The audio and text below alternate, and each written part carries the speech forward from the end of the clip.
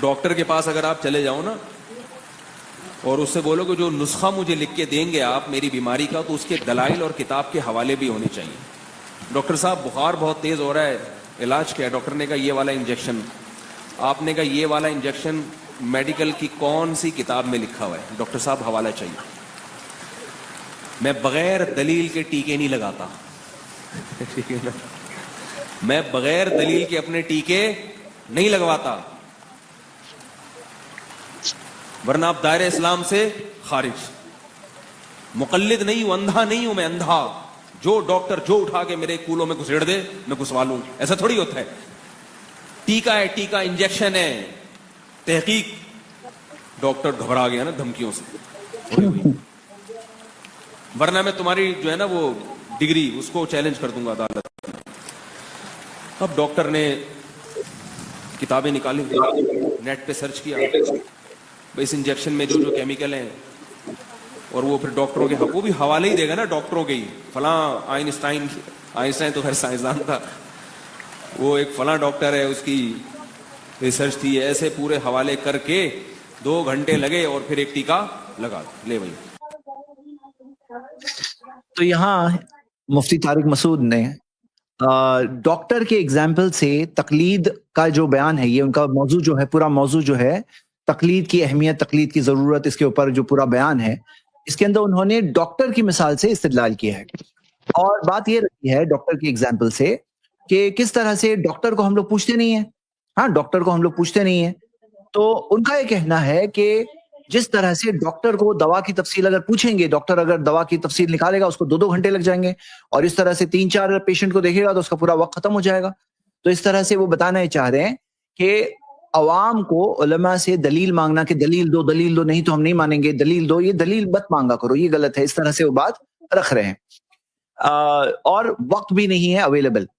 جی شیخ سرفراز، آپ اس تعلق سے کچھ باتیں بتائیں، پھر میں بتاؤں گا انشاءاللہ. بھائی میں پہلی بات تو یہی بولوں گا نا کہ کیا طبی معاملے میں جو ہم ڈاکٹر کے پاس جاتے ہیں، کیا ڈاکٹر فی نفسی بھی کوئی مقلد ہوتا ہے؟ یعنی کیا جو طبی مسائل ہیں، ڈاکٹر کا معاملہ ہے، کیا اس میں بھی کوئی تقلیدی مسلک چلتا ہے؟ ڈاکٹروں کا کوئی الگ الگ 4 قسم کے تقلیدی مسلک ہیں، اور الگ الگ طب کے لوگ الگ الگ مسلک کو فالو کرتے ہیں.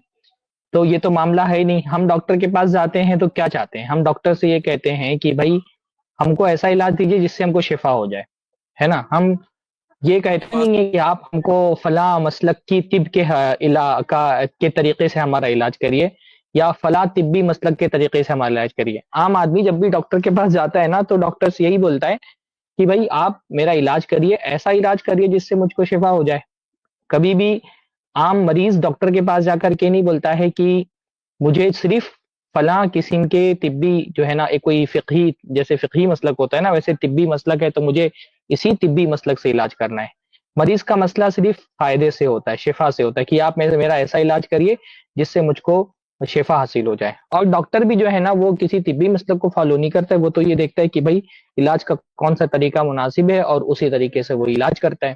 وہ بھی جو ہے نا وہ کسی طبی مسلک کو فالو نہیں کرتا. میں گارنٹی دیتا ہوں کہ اگر طب کے اندر بھی کوئی مسالک ہوتے اس طرح کے نا کہ ایک ایک امام کا ایک ایک مسلک ہے، تو کوئی بھی مریض جانے کے بعد یہ نہیں بولتا کہ مجھے صرف اسی طبی مسلک کا علاج چاہیے اور کسی طبی مسلک کا علاج نہیں چاہیے، بلکہ وہ ڈاکٹر سے یہی بولتا کہ آپ میرا صحیح علاج کریے چاہے اس کا تعلق کسی بھی مسلک سے ہو. آپ فرض کر لیں اس کو، کیونکہ ایسا ہے تو نہیں، لیکن اگر آپ فرض کر لیں کہ اگر ایک طب میں بہت سارے مسلک پائے جاتے ہوں اور ایک مریض ایک ڈاکٹر کے پاس جا رہے، تو وہ مریض ڈاکٹر سے کیا مانگے گا؟ کیا وہ یہ بولے گا کہ نہیں مجھے شفا ملے یا نہ ملے، مجھے بس فلاں ہی طبی مسلک سے علاج کرانا ہے؟ کیا وہ یہ پوچھے گا؟ یا عامی ڈاکٹر سے بولے گا کہ بھائی مجھے شفا ملنی چاہیے، اگر اس طبی مسلک سے شفا مل رہی ہے تو یہاں سے مل جائے، اس طبی مسلک سے شفا مل رہی ہے تو یہاں سے مل جائے، اس طبی مسلک سے شفا مل رہی ہے تو یہاں سے مل جائے. مریض کو تو صرف شفا سے مطلب ہونا چاہیے. تو یہی معاملہ نا عامی کا ہے کہ عامی جب اپنی مفتی کے پاس جاتا ہے تو اس کو یہ مانگنا چاہیے کہ بھائی آپ مجھے قرآن و سنت کے حساب سے جواب دیں، وہ جواب دیں جو قرآن و سنت کے موافق ہے، چاہے وہ امام شافعی کا مسلک ہو، چاہے وہ امام احمد بن حنبل کا مسلک ہو، چاہے وہ امام شافعی کا مسلک ہو، چاہے وہ امام حنیفہ کا مسلک ہو. مجھے مسلکوں سے لینا دینا نہیں ہے، مجھے صحیح جواب چاہیے. جیسے مریض ڈاکٹر سے کہتا ہے بھائی مجھے شفا ہو جائے، آپ کوئی भी तिब्बी मसलक अपनाएं, आप एलोपैथ हैं, आप होम्योपैथ हैं, हमको उससे कुछ नहीं देना, हमको आप शिफा दे दें। अगर आप होम्योपैथ जानते हैं, वहां से मेरा इलाज हो सकता है, आप होम्योपैथ से इलाज कर दें, आप एलोपैथ से इलाज कर दें, आप नेचुरलपैथी उससे इलाज कर दें, आप आयुर्वेद से इलाज कर दें, आप यूनानी से इलाज कर दें, आप किसी भी तिब्बी मसलक को फॉलो करें, मुझको मेरे इलाज से मतलब है। आप बताएं, मतलब मान लीजिए कि ये जो अलग अलग किस्म के यूनानी और आयुर्वेदिक और जो है वो एलोपैथिक अलग अलग तरह के जो इलाज के तरीके पाए जाते हैं, हालांकि इलाज शब्द में है तो इसको तिब्बी मसले को कुल्लियतन शरई मसाइल पर कयास करना ठीक नहीं है, लेकिन मान ले कि इस किस्म के अलग अलग तिब्बी मसलक हैं और एक मरीज उसको ये पता चलता है कि ये जो मुझे कैंसर हो गया है, कैंसर का कोई इलाज आयुर्वेदिक पैथी में नहीं है, आयुर्वेदिक से मेरा इलाज नहीं हो सकता है, तो क्या वो फिर भी बोलेगा नहीं मैं आयुर्वेदिक से जुड़ा रहूंगा चाहे मेरे कैंसर का इलाज हो या ना हो? नहीं, वो जाएगा एलोपैथी के डॉक्टर के पास जाएगा। अगर एलोपैथी से मायूस हो गया, उसको पता है कि मेरी बीमारी का इलाज एलोपैथी में नहीं है, तो होम्योपैथी वाले के पास जाता है। कोई दुनिया का ऐसा आदमी बताइए जो ये कहता हो नहीं मुझे चलेगा, मेरा मर्ज ठीक हो या ना हो मुझे चलेगा, लेकिन मैं इलाज सिर्फ होम्योपैथी वाले से कराऊंगा चाहे मैं मरी क्यों ना जाऊं, मैं सिर्फ आयुर्वेदिक से इलाज करूंगा चाहे मैं मरी क्यों ना जाऊं। भाई आप खुद जो तिब का हवाला दिया ना, इसी पे अगर आप गौर करते तो आपको ये समझ में आता कि आपकी मिसाल से ये बात साबित हो रही है कि आदमी को कुरान और सुन्नत के रास्ते पर चलने की कोशिश करनी चाहिए। उसकी कोशिश ये होनी चाहिए कि मैं सही कुरान और सुन्नत का जो एक सही मनहज है, अल्लाह के नबी का जो कौल है, अल्लाह ताला का जो फरमान है, उस तक के मैं पहुंच जाऊं, चाहे वो इमाम शाफी के जरिए से मुझे मिल रहा हो, चाहे इमाम अहमद इब्न हंबल के जरिए से मुझको मिल रहा हो, चाहे इमाम मालिक के जरिए से मुझको मिल रहा हो, चाहे इमाम अबू हनीफा के जरिए से मुझको मिल रहा हो। जरिया अहम नहीं है, अहम है कि बंदा कुरान और सुन्नत की दवा करे। तो हम तो यही बात कहते हैं। तो ये जो मिसाल डॉक्टर साहब ने दी है ना, ये उल्टा जो है ना उनके खिलाफ जा रही है, उनके हक में नहीं जा रही। बारिकल्लाहु फीकुम। आप भी कुछ बोलना चाहिए बेहतर बोलो। मैं इस बारे में चंद बातें बहुत मजबूती से रखना चाहता हूं। सबसे पहली बात जो ये कह रहे हैं ना, क्योंकि फला यानी कि यहां बात क्या है, बुनियादी बात कि वो डॉक्टर दलील नहीं दे सकता है, जल्दी जल्दी पेशेंट्स को चेक करना है, हर एक को पूरी डिटेल्ड दलील नहीं दे सकता। तो हम कहां ये कह रहे हैं कि हर हालत में उलमा को हर मसले का जवाब बयान करते वक्त वहीं पर दलाइल देना जरूरी, हम ये नहीं कह रहे हैं। ना हम ये कह रहे हैं कि वक्ती तौर पर कोई एक शख्स है जो वक्ती तौर पर मोतबर उलमा की बात बगैर दलील के माने तो नहीं मान सकता। हम कहां दे रहे हैं कि उनके फतावे नहीं मान सकता बगैर दलील के मोतबर उलमा के फतावे है, बगैर दलील के वो नहीं मान सकता, हम ये नहीं कह रहे हैं। जो बुनियादी बात जो है ना इस पूरी मिसाल के अंदर, वो बुनियादी बात स्टैंड नहीं हो रही है। लेकिन यहां बात क्या है, क्या ऐसा है क्या कि एक ही डॉक्टर को लाइफ टाइम उसी के पास रहना होगा, पीढ़ी दर पीढ़ी आप इस डॉक्टर के मानने वाले हो, आप इस डॉक्टर को छोड़ के नहीं जा सकते? तो क्या ऐसा मामला है कि हम इस डॉक्टर के मानने वाले हैं? भाई क्या डॉक्टर सिलेक्शन ऐसे किया जाता है? क्या डॉक्टर का सिलेक्शन ऐसे किया जाता है? क्या दूसरे डॉक्टर से सेकंड ओपिनियन नहीं लेते? यहां पे क्या मसला है कि कोई अगर एक मसलक का मानने वाला है तो वो दूसरे मसलक से इल्म हासिल नहीं कर सकता, सवाल पूछ नहीं सकता, दूसरे उलमा इकराम से, जो सारे उलमा इकराम दूसरे हैं, तो उनसे इस्तिफादा नहीं कर सकता क्योंकि वो इसका मानने वाला है। तो क्या डॉक्टर्स में ऐसा होता है कि हम लोग सब ये डॉक्टर के मानने वाले हैं, हम कोई सेकंड ओपिनियन नहीं लेंगे? क्या ऐसा होता है डॉक्टर की दुनिया में, डॉक्टर पेशेंट दुनिया में क्या ऐसा होता है? क्या किसी बीमारी के लिए कोई एक जनरल डॉक्टर के पास जा रहा है और जनरल डॉक्टर से कोई स्पेशलिस्ट के पास नहीं जा सकता है? क्या कोई नई टेक्नोलॉजी आए तो उससे फायदा नहीं उठा सकता कि हाँ ये नई टेक्नोलॉजी आई है, ये नई चीज आई है?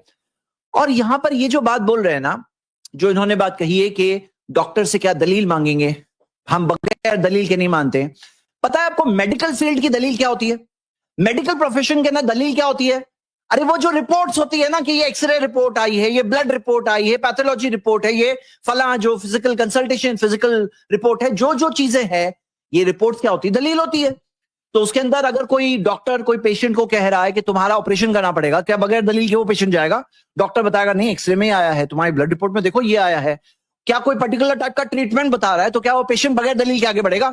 उसको दलील चाहिए कि नहीं चाहिए? तो हाँ दलील होती है वहां पर। क्या कहा जा रहा है कि दलील वहां नहीं है? दलील वहां पे होती है।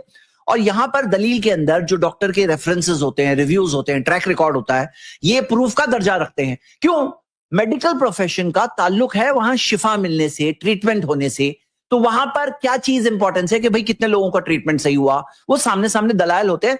कोई अगर नया डॉक्टर है तो उसको कोई वो नहीं मिलेगा। یہاں پہ کیا معاملہ ہے کہ ہم دین کے اندر یہ دیکھیں گے کہ کس کے پاس دلائل ہے, کس کے پاس صحیح حدیث ہے, کس کے پاس پروفز ہے, اس کی بنیاد پر چیز ہوتی کون حق دلائل کی روشنی میں جو صحیح بات ہے اور حق واضح ہے. بھائی حق واضح ہے.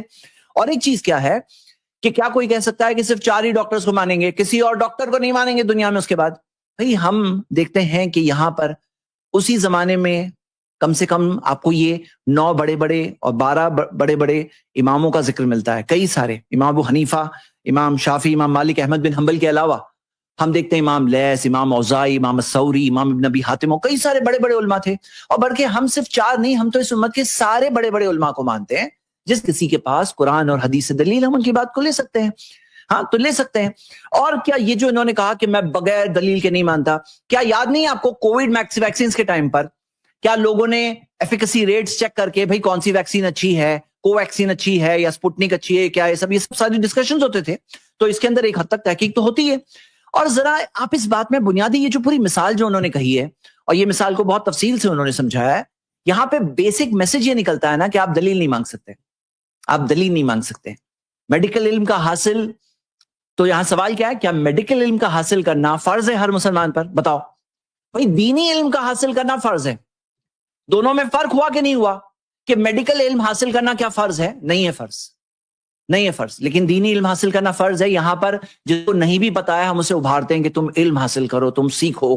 ہاں, جو شیخ کفایت نے جو ذکر کیا کہ 3 کیٹیگری ہوتی ہے, تو جو شخص بغیر دلیل کے وقتی طور پر معتبر علماء کی بات مان رہا ہے, اس کو بھی کیا ابھارا جائے گا کہ تم دوسرے علم حاصل کرو, سیکھو, ان کے دلائل کو سمجھو, علم حاصل کرو, فرض ہے. ہاں, تو یہاں پر علم حاصل کرنے ابھارا جاتا ہے, یہ صحیح بات ہے. اب وہاں پر اگر لازم کر دیا جائے کہ تم ان کے ماننے والے ہو, ان کی بات نہیں چھوڑ سکتے, کوئی دوسرے, اب دیکھو کیا ہوتا ہے, ڈاکٹرز میں لوگ جاتے ہیں الگ الگ ڈاکٹرز کے پاس, معلوم کرتے ہیں, کیوں؟ کیونکہ ان کے اندر انٹرسٹ ہوتا ہے کہ وہ صحیح طور پہ اپنا علاج کرائیں. ہاں, اور آپ خود بتاؤ کہ یہی عام آدمی, یہی عام آدمی اگر شرک کا مسئلہ ہو, شرک کر رہا ہے, تو کیا ہم یہ کہیں گے کہ تم عام آدمی ہو, تمہیں کچھ سمجھ میں نہیں آئے گا؟ ہم تو یہ کہیں گے کہ بھائی نہیں, عام آدمی ہو تو کیا ہو, علم حاصل کرو, شرک سے بچو. یہی عام آدمی اگر بدعت کر رہا ہے تو ہم کیا کہیں گے, عام آدمی اس کو کچھ سمجھ میں نہیں آئے گا. تو نہیں, ہم کہیں گے نہیں, عام آدمی ہو تو کیا ہوا, علم حاصل کرو, بدعت سے بچو, سنت کی طرف آؤ. پھر یہ کیوں ہوتا ہے کہ فقہی مسائل کے اندر وہ عام آدمی کو ایسے بتایا جاتا ہے, وہ سیکھ ہی نہیں سکتا, اس کے اندر کوئی علم ہی نہیں ہے, وہ سمجھ ہی نہیں سکتا. اب وہ ڈاکٹر والی مثال لا کر کے بتائی جا رہی ہے بات کہ ڈاکٹر کی کیا وہ ڈاکٹر دے گا, اور بعد میں وہ 2 گھنٹے کی جو بات ہے کوئی پی ایچ ڈی تھیسس بنانے کی بات نہیں ہے. بھائی کچھ بیسک دلائل وہاں پہ بھی دیے جاتے ہیں. تو یہاں پر کیا ہے معاملہ, اب کیا ہوا, یہ بات کو سمجھنا ایک الٹا معاملہ چلنے لگا. یہاں پہ علم سے جب روکا جانے لگا تو کیا ہوا, شرک کیوں عام ہو گیا امت میں اتنا؟ آپ کو پتا ہے قرآن میں دیکھو پوری توحید کے تعلق سے آیتیں بھری ہوئی ہیں, پھر بھی مسلمانوں میں شرک کیوں عام ہوا؟ کیوں؟ کیونکہ جب علم سے دور کر دیا گیا, تقلید کی وجہ سے جب علم سے لوگوں کو دور کر دیا گیا کہ تم ڈاکٹر کی بات, ڈاکٹر کے پاس دلیل پوچھتے ہو کیا, تم ڈاکٹر کے پاس دلیل مانگتے ہو کیا؟ نہیں نا, یہاں بھی مت مانگو, یہاں بھی دلیل مت مانگو, ہماری بات بغیر دلیل کے مانو. اب جب علماء عوام کو روک دیا گیا کہ تم عوام ہو, عام عوام ہو, تمہیں کچھ سمجھ میں نہیں آئے گا, تو پھر کیا ہوا, جب علم سے دوری ہوئی وہاں پہ جا کے شرک آ گیا, امت میں شرک آ گیا, اور شرک عام ہو گیا. بدعت کیوں اتنی عام ہو گئی؟ سمجھنا کوئی مشکل بات ہے کیا کہ دین میں نئی چیز نہیں آ سکتی؟ نہیں سمجھنا مشکل ہے. پھر بھی کیوں بدعت عام ہو گئی؟ کیونکہ لا علمی آ گئی تقلید کی وجہ سے. جو تقلید کا معاملہ یہ آیا, اس وجہ سے لا علمی آ گئی, علم سے دوری ہو گئی, اب سب فلڈ گیٹس اوپن ہو گئے, شرک, بدعت, یہ ساری چیزیں امت میں داخل ہو گئی. اور آپ دیکھو کہ بھائی مسائل بیان کرتے وقت آپ نہیں بتا سکتے ہیں, تو علمی مجلسیں ہو سکتی ہے نا, عام مسائل, جو عام مسائل ہیں ان کی دلیل کیا لوگوں کو بتانے میں کیا پرابلم ہے, کیا قباحت ہے؟ علمی مجلسوں میں بتا سکتے ہیں, دروس میں, بیانات میں بتا سکتے ہیں کہ دیکھیے اس چیز کی یہ مسئلہ بیان کیا جاتا ہے, بہت لوگ پوچھتے ہیں, اس کی دلیل یہ ہے. وہاں وقتی طور پر اگر نہیں دیا جا سکتا تو کیا علمی مجلسوں میں بھی بتایا نہیں جائے گا کہ نہیں عوام ان کو کچھ سمجھ میں نہیں آتا؟ یہی ہوا ہے. اب علم حاصل کرنا فرض ہے.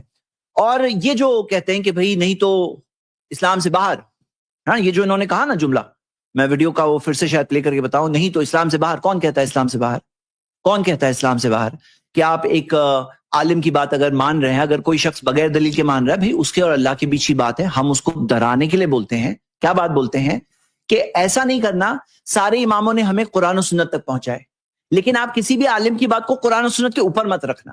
کیونکہ کئی بار ایسا ہو جاتا ہے کہ ایک شخص کے سامنے یا بعض علماء کے سامنے معاملہ ایسا ہوتا ہے کہ ان کے سامنے دلائل واضح ہو جاتے ہیں کہ یہاں پر مخالف سمت میں, یعنی اپوزٹ سائڈ پر ان کے پاس مضبوط دلائل ہے, وہ علماء کے پاس مضبوط دلیل ہے, لیکن وہ کہتے نہیں ہم تو ہمارے اس امام کے ماننے والے ہیں اور ہم ان کی بات نہیں چھوڑ سکتے. اور آپ دیکھیے میرے بھائیوں میری بہنیں, کئی سارے مسائل جو ہوتے ہیں نا وہ کانٹرڈکٹری مسائل بھی ہوتے ہیں, کئی سارے تضاد جو ہوتے ہیں وہ کانٹرڈکٹری نہیں ہوتے ہیں, لیکن بہت سارے تضاد بہت سارے اختلاف جو ہوتے ہیں وہ کانٹرڈکٹری, یعنی دونوں کے دونوں صحیح نہیں ہو سکتے ایک ٹائم پر. ایک کہہ رہا ہے کہ نکاح ہو گیا, دوسرا کہتا ہے نہیں ہوا. ایک کہتا ہے نماز ہو گئی, دوسرا کہتے نہیں ہوئے. ایک کہتا ہے وضو ہو گیا, ایک عالم صاحب کہہ رہے ہیں وضو ہو گیا, دوسرے کہہ رہے نہیں ہوئی.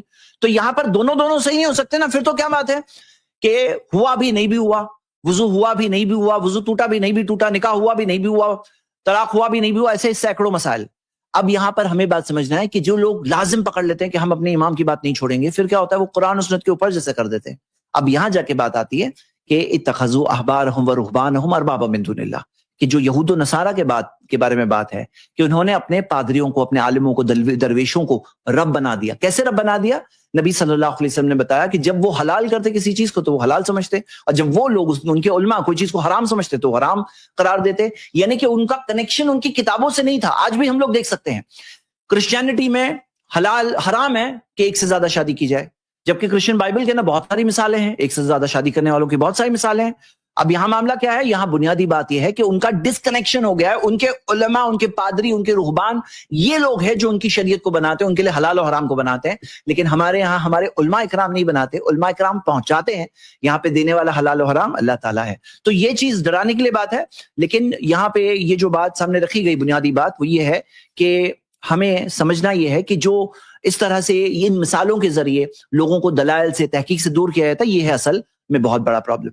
جی شیخ سرفراز بھی ہے یہاں.